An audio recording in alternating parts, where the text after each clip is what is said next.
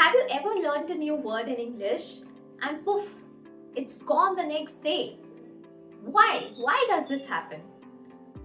And most importantly, why do we forget things that we have learned today? What is the science behind it? And what can we do in order to remember things for a longer period of time? So, hello everyone, my name is Parul and welcome back to my channel Next Step by Parul.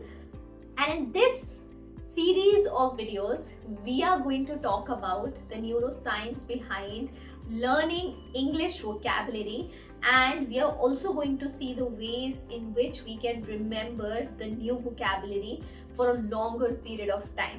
So if you are interested in this video, tell me in the comments section, and do not forget to like, share and subscribe to my channel for more interesting videos like these. So let's get started and understand the science behind why do we forget things and what can we do in order to remember all of them. Most people think that forgetting is just a bad memory, but that's not true. Our brain does it on purpose, and the scientists call it as forgetting curve.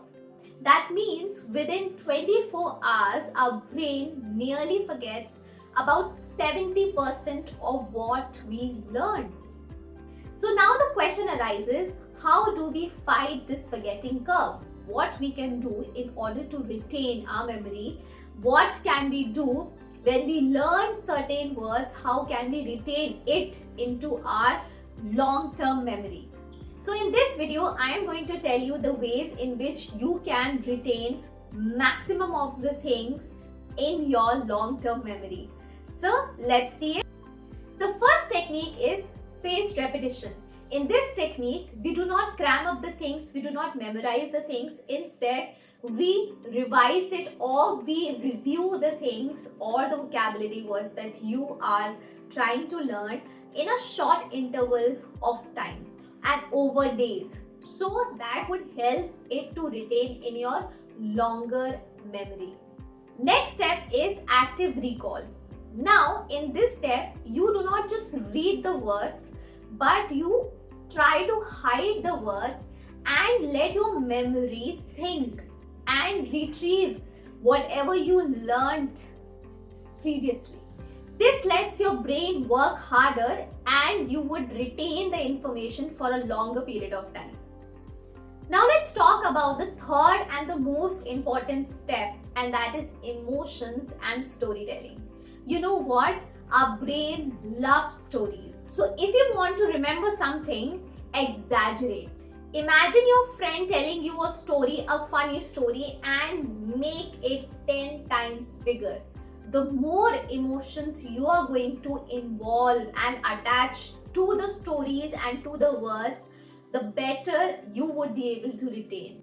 So now that you have understood what is the science behind why do we forget things, and the steps to remember and to retain the memory for a longer period of time, that's not just facts. I am also going to practically use it in today's video to make you believe that it really works. So I am going to take 3 very difficult words that you might not have heard of, and we'll try to remember it. We are going to use all the steps that we have seen just now, and we'll see how much does this particular steps or the technique work. So let's get started. The first word is obfuscate. That is a verb, and it means to make something unclear or difficult to understand. The second word is ephemeral. That is an adjective that means lasting for a very short time. The third word is sycophant. That is a noun. It means a person who flatters the other person in power to take favors from them. So now that I've told you the 3 words that I'm going to use, let's go back to the techniques or the steps that we had seen. The first step is spaced repetition. So I'll be giving you the first exposure of these words. The first word was obfuscate. So imagine someone giving you a very confusing explanation and you ask, what does that mean? but that person keeps on obfuscating. That means using very complicated words in order to hide the truth. I hope you got the first exposure of this word. Now let's move forward to the second word, and the second word is ephemeral. Think of bubbles floating in the air and it looks beautiful, but it disappears within seconds. That's how short-lived ephemeral is. For example, happiness is ephemeral. It comes and goes quickly. Now let's move forward to the third word, and the third word is sycophant. Now picture a person or somebody in your classroom who flatters your teacher or your boss saying that you are looking very beautiful today. You are an amazing boss. Just to get promoted or to get good marks. That's a sycophant. Example, he's such a sycophant, he always agrees with the manager to get higher raise. So we are done with the first step, and that was spaced repetition, in which we do not cram up things, but we just look at the words and just understand the meaning. Now let's move forward to the second step, and that is active recall. In this step, you're going to test yourself, you're going to test your memory, your brain, and you are going to let your brain recall things and work a little bit harder. Now there is a quiz for you. I'm going to ask you some questions related to the words that we have just seen, and what you're supposed to do, you're going to pause the video and write your answer in the comment section and check how much you were able to retain. Let's get started. The first question, which word means to confuse or to make something unclear, like a politician who is trying to hide the truth? Now pause the video for a few seconds and tell me in the comment section which word you were able to retain. And the answer is obfuscate. If you also have written the same word, then congratulations, you were able to retain the word. Next question. Which word describes something short-lived like a bubble? Pause the video, tell me in the comment section your answer, and then I'm going to tell you what is the correct answer. And the answer is ephemeral. Next question is, which word means a person who flatters somebody who is in power to gain favor? Pause the video, tell me in the comment section. And the answer is sycophant. Wonderful. If you also have written the same answer, then you have done a great job. Now let's move forward to the third and the final and the most important step, that is storytelling and emotions.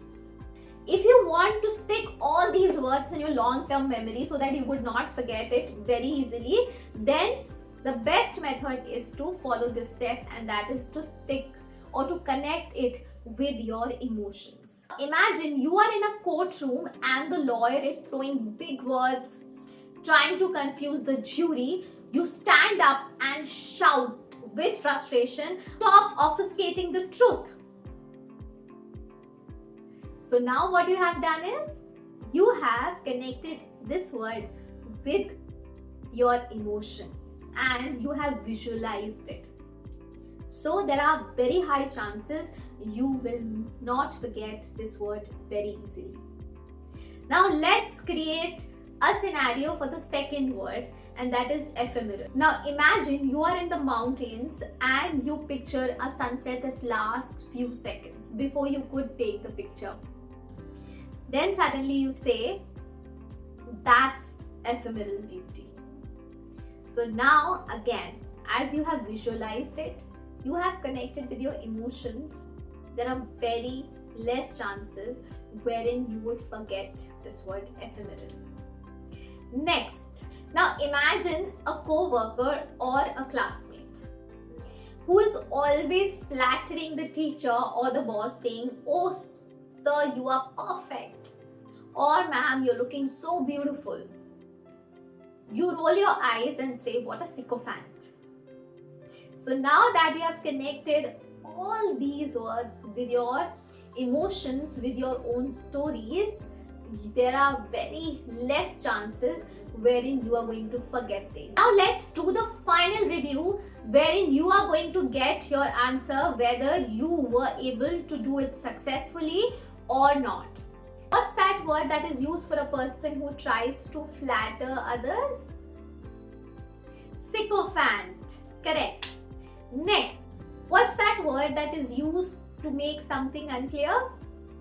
Obfuscate. Wonderful.